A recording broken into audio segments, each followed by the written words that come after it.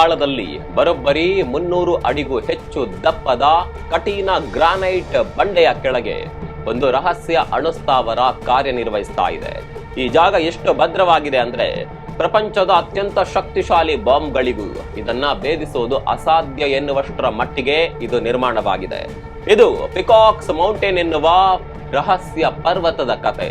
Interesting ಸಂಗತಿ ಅಂದ್ರೆ ಈ ಪರ್ವತದಲ್ಲಿ ಇರಾನ್ ತನ್ನ ಅಣ್ವಸ್ತ್ರವನ್ನ ಬಚ್ಚಿಡುತ್ತಿದೆ ಅನ್ನುವ ವಿಚಾರ ಈಗ ಭಾರಿ ಸದ್ದು ಮಾಡ್ತಾ ಇದೆ. ಅಮೆರಿಕ ಅಂತೂ ಈ ಪರ್ವತದ ಮೇಲೆ ಹದ್ದಿನ ಕಣ್ಣಿಟ್ಟಿದೆ. ಅಣ್ವಸ್ತ್ರ ಇದೆ ಅನ್ನೋದು ಕನ್ಫರ್ಮ್ ಆಗ್ತಾ ಇದ್ದಂತೆ ಅಮೆರಿಕ ಯಾವುದೇ ಕ್ಷಣದಲ್ಲಿ ಬೇಕಾದರೂ ಈ ಪರ್ವತದ ಮೇಲೆ ದಾಳಿ ಮಾಡಬಹುದು. ಅಮೆರಿಕದ ಪತ್ರಿಕೆಯೊಂದು ಮಾಡಿರುವ ವರದಿ ಪ್ರಕಾರ ಇರಾನ್ ತನ್ನ ಸಾವಿರಾರು ನ್ಯೂಕ್ಲಿಯರ್ ಸೆಂಟ್ರಿಫ್ಯೂಜ್ಗಳನ್ನ ಅತ್ಯಂತ ಭದ್ರವಾದ ಮತ್ತು ರಹಸ್ಯವಾದ ಪಿಕಾಕ್ಸ್ ಮೌಂಟೇನ್ ಎಂಬ ಭೂಗತ ಪ್ರದೇಶಕ್ಕೆ ಸ್ಥಳಾಂತರಿಸಿದೆ. ಈ ವರದಿ ಹೊರಬೀಳ್ತಾ ಇದ್ದಂತೆ ಅಮೆರಿಕದ ಅಧ್ಯಕ್ಷ ಡೊನಾಲ್ಡ್ ಟ್ರಂಪ್ ಈ ಜಾಗದ ಮೇಲೆ ಅತಿ ಶೀಘ್ರದಲ್ಲೇ ಭಾರಿ ದಾಳಿ ನಡೆಸುವ ನೇರ ಎಚ್ಚರಿಕೆ ನೀಡಿದ್ದಾರೆ. ಹಾಗಾದ್ರೆ ಈ ಪಿಕಾಕ್ಸ್ ಮೌಂಟೇನ್ ನ ಅಸಲಿ ಕತೆ ಏನು? ವಾಸ್ತವವಾಗಿ ಆ ಬಂಡೆಗಳ ಆಳದಲ್ಲಿ ಏನ್ ನಡೀತಾ ಇದೆ ಎಲ್ಲವನ್ನ ತೋರಿಸ್ತೀವಿ. ಸ್ನೇಹಿತರೆ ನಮಸ್ಕಾರ, ಚರಿತ್ರೆ ಮತ್ತೊಂದು ವಿಡಿಯೋಗೆ ನಿಮ್ಗೆಲ್ಲ ಪ್ರೀತಿಯ ಸ್ವಾಗತ.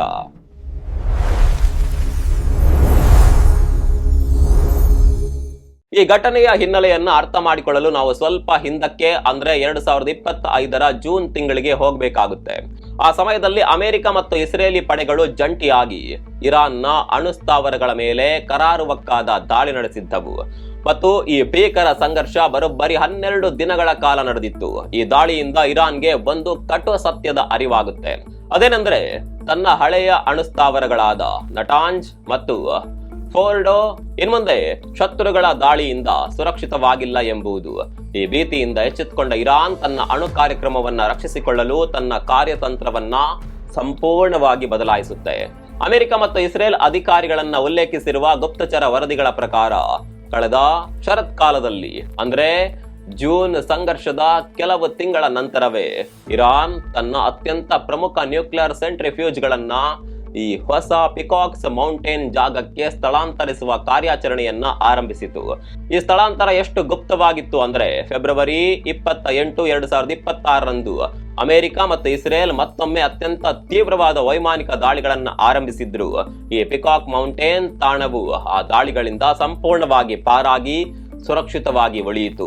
ಹಾಗಾದ್ರೆ ಫೆಬ್ರವರಿಯ ಭೀಕರ ಬಾಂಬ್ ದಾಳಿಗಳಿಗೂ ಜಗ್ಗದ ಈ ಪಿಕಾಕ್ಸ್ ಮೌಂಟೇನ್ ನಲ್ಲಿ ಅಂತದ್ದೇನಿದೆ? ಇದನ್ನ ನಾಶಪಡಿಸೋದು ಅಮೆರಿಕಕ್ಕೂ ಯಾಕೆ ಅಷ್ಟೊಂದು ಸವಾಲಾಗಿದೆ? ಬನ್ನಿ ಆ ಬಗ್ಗೆ ಕೂಡ ನೋಡೋಣ. ಇದಕ್ಕೆ ಮುಖ್ಯ ಕಾರಣ ಅದರ ಭೌಗೋಳಿಕ ಮತ್ತು ತಾಂತ್ರಿಕ ರಚನೆ. ಈ ರಹಸ್ಯ ಸಂಕೀರ್ಣವು ನಟಾಂಜ್ ಪ್ರದೇಶದ ಸಮೀಪದಲ್ಲಿದ್ದು ಬರೋಬ್ಬರಿ 300 ಅಡಿಗೂ ಹೆಚ್ಚು ದಪ್ಪದ ಕಠಿಣವಾದ ಗ್ರನೈಟ್ ಬಂಡೆಗಳ ಅಡಿಯಲ್ಲಿ ನಿರ್ಮಾಣವಾಗಿದೆ. 2025ರಲ್ಲಿ ಬಾಂಬ್ ದಾಳಿಗೆ ತುತ್ತಾದ ನಟಾಂಜ್ ಮತ್ತು ಫೋರ್ಡೋ ಸ್ಥಾವರಗಳಿಗಿಂತ ಇದು ಅದೆಷ್ಟೋ ಪಟ್ಟು ಹೆಚ್ಚು ಆಳದಲ್ಲಿದೆ. ಇಷ್ಟು ಆಳದಲ್ಲಿ ಅದು ಕಠಿಣ ಗ್ರಾನೈಟ್ ಕವಚದೊಳಗೆ ಇರುವ ಕಾರಣ ಅತ್ಯಾಧುನಿಕ ವೈಮಾನಿಕ ದಾಳಿಗಳಿಂದಲೂ ಈ ಸೈಟ್ ಅನ್ನ ನಾಶಪಡಿಸೋದು ಅತ್ಯಂತ ಕಷ್ಟಕರವಾಗಿದೆ. ವಾಲ್ ಸ್ಟ್ರೀಟ್ ಜನರಲ್ ವರದಿಯ ಪ್ರಕಾರ ಈ ಜಾಗದಲ್ಲಿ ರಾತ್ರೋರಾತ್ರಿ ಏನೋ ಬದಲಾವಣೆ ಆಗಿಲ್ಲ. ಕಳೆದ ಸುಮಾರು 15 ತಿಂಗಳುಗಳಿಂದ ಈ ಬೆಟ್ಟದ ಸುತ್ತಮುತ್ತ ನಿರಂತರವಾಗಿ ಟ್ರಕ್ಗಳ ಓಡಾಟ ಮತ್ತು ಬೃಹತ್ ನಿರ್ಮಾಣ ಕಾರ್ಯಗಳು ನಡೆಯುತ್ತಿರುವುದನ್ನ ಉಪಗ್ರಹ ಚಿತ್ರಗಳು ಮತ್ತು ಗುಪ್ತಚರ ಸಂಸ್ಥೆಗಳು ಖಚಿತಪಡಿಸಿವೆ. ಅಂದ್ರೆ ಇರಾನ್ ಬಹಳ ವ್ಯವಸ್ಥಿತವಾಗಿ ದೀರ್ಘಕಾಲಿಕ ಯೋಜನೆಯೊಂದಿಗೆ ಈ ತಾಣವನ್ನ ಅಭಿವೃದ್ಧಿಪಡಿಸಿದೆ. ಈ ಸೆಂಟ್ರಿಫ್ಯೂಜ್ಗಳನ್ನ ಇರಾನ್ನ ಇತರೆ ಅಣುಸ್ಥಾವರಗಳಿಂದಲೇ ಇಲ್ಲಿಗೆ ತರಲಾಗಿದೆ ಅಂತ ಅಧಿಕಾರಿಗಳು ಹೇಳ್ತಾರೆ. ಇಲ್ಲಿ ಗಮನಿಸಬೇಕಾದ ಮತ್ತೊಂದು ಮುಖ್ಯ ವಿಚಾರವೆಂದರೆ ಸೆಂಟ್ರಿಫ್ಯೂಜ್ಗಳ ಪಾತ್ರ. ಸೆಂಟ್ರಿಫ್ಯೂಜ್ಗಳು ಯುರೇನಿಯಂ ಅನ್ನ ಪುಷ್ಟೀಕರಿಸುವ ಯಂತ್ರಗಳು. ಇರಾನ್ ಈಗಾಗಲೇ ತನ್ನ ಬಳಿ ಇರುವ ಯುರೇನಿಯಂ ಅನ್ನ ಅಣ್ವಸ್ತ್ರ ತಯಾರಿಕೆಗೆ ಬೇಕಾದ ಮಟ್ಟದ ಸನಿಹಕ್ಕೆ ಪುಷ್ಟೀಕರಿಸಿದೆ. ಇಷ್ಟು ಹೆಚ್ಚಿನ ಮಟ್ಟದ ಪುಷ್ಟೀಕರಣವು ಯಾವುದೇ ಸಾಮಾನ್ಯ ನಾಗರಿಕ ಅಥವಾ ವಿದ್ಯುತ್ ಉತ್ಪಾದನೆಯ ಉದ್ದೇಶಗಳಿಗೆ ಬಳಕೆಯಾಗೋದಿಲ್ಲ.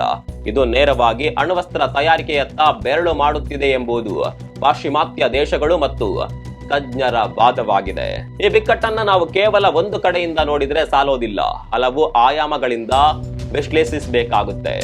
ಅಂತಾರಾಷ್ಟ್ರೀಯ ಪರಮಾಣು ಶಕ್ತಿ ಏಜೆನ್ಸಿಯ ನಿಲುವು, ಜಗತ್ತಿನಾದ್ಯಂತ ಪರಮಾಣು ಶಸ್ತ್ರಾಸ್ತ್ರಗಳ ಮೇಲೆ ನಿಗಾ ಇಡುವ IAEA ಸಂಸ್ಥೆಯನ್ನ ಇರಾನ್ ಸಂಪೂರ್ಣವಾಗಿ ಕತ್ತಲಲ್ಲಿ ಇಟ್ಟಿದೆ. ವಾಸ್ತವವಾಗಿ 2021ರಲ್ಲೇ ಇರಾನ್ ತಾನು ಪಿಕಾಕ್ಸ್ ತಾಣದಲ್ಲಿ ಪರಮಾಣು ಚಟುವಟಿಕೆ ನಡೆಸುವ ಉದ್ದೇಶ ಹೊಂದಿರೋದಾಗಿ IAEAಗೆ ಮಾಹಿತಿ ನೀಡಿತ್ತು ಎಂದು ಸಂಸ್ಥೆಯ ಡೈರೆಕ್ಟರ್ ಜನರಲ್ ರಫೇಲ್ ಗ್ರೋಸಿ ಮಾರ್ಚ್ ನಲ್ಲಿ ಬಹಿರಂಗಪಡಿಸಿದ್ದರು.